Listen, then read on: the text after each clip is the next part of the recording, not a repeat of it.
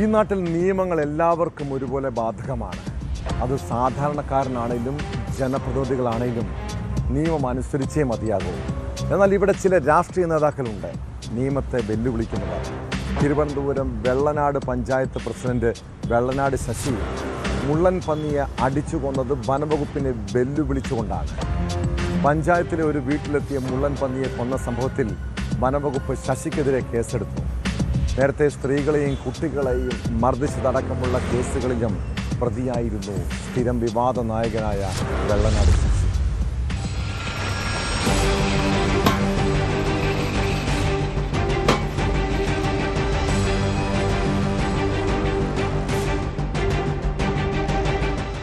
നാട്ടിൽ കണ്ട മുള്ളൻ പന്നിയാണ് വനംവകുപ്പിനെ വെല്ലുവിളിച്ചുകൊണ്ട് പഞ്ചായത്ത് പ്രസിഡന്റ് വെള്ളനാട് ശശി അടിച്ചു കൊന്നത്. ഇതിന്റെ ദൃശ്യങ്ങളും പുറത്തു വന്നിട്ടുണ്ട്. വാളിയർ ഭാഗത്തെ വീട്ടുപരിസരത്താണ് മുള്ളൻ പന്നി ആദ്യം കണ്ടത്. തുടർന്ന് നാട്ടുകാർ പഞ്ചായത്ത് അംഗത്തെ വിവരം അറിയിച്ചു. വനംവകുപ്പിന്റെ നമ്പർ ഇല്ലാത്തതിനാൽ ഇവർ പഞ്ചായത്ത് പ്രസിഡന്റായ വെള്ളനാട് ശശിയോട് വിവരം പറഞ്ഞു. തുടർന്നാണ് ശശി സ്ഥലത്തെത്തി മുള്ളൻ പന്നിയെ അടിച്ചു കൊന്നത്.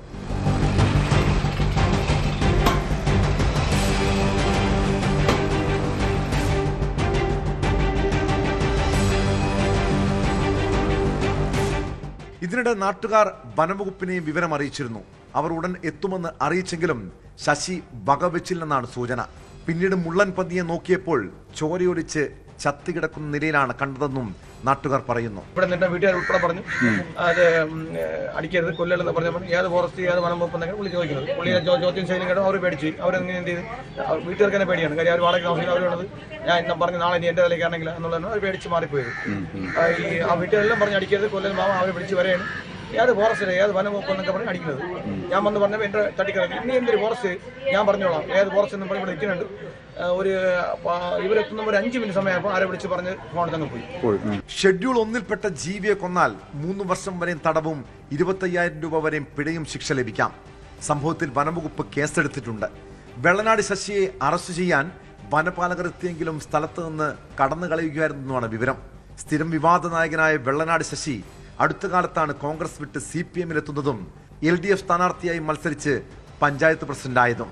അടുത്തിടെ ശശിയും വനിതാ പഞ്ചായത്ത് അംഗങ്ങളും ചേർന്ന് പഞ്ചായത്ത് സെക്രട്ടറിയെ മുറിയിൽ പൂട്ടിയിട്ടത് വിവാദമായിരുന്നു. പഞ്ചായത്തിലെ വാഹനത്തെ ചൊല്ലിയുള്ള തർക്കമായിരുന്നു കാരണം. ഇതേ വിഷയത്തിൽ പഞ്ചായത്ത് സെക്രട്ടറിയെ വെള്ളനാട് ശശി റോഡിൽ തടയുകയും ചെയ്തു. 2024-ൽ സ്ത്രീകളെയും കുട്ടികളെയും മർദ്ദിച്ച കേസിലും വെള്ളനാട് ശശി അറസ്റ്റിലായിട്ടുണ്ട്. ആരോഗ്യവകുപ്പിന്റെ ശിലാഫലകം അടിച്ചു തകർത്തതിലും ഇയാൾക്കെതിരെ മുൻപ് കേസെടുത്തിരുന്നു. പ്രതിക്കായി അന്വേഷണം ഊർജിതമാക്കിയതായി വനംവകുപ്പ് അറിയിച്ചു.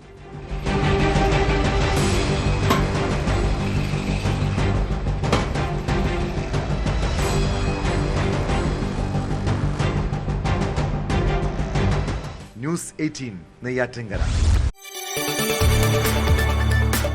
കൂടുതൽ വാർത്തകൾക്ക് news 18 Keralam YouTube channel subscribe ചെയ്യുക.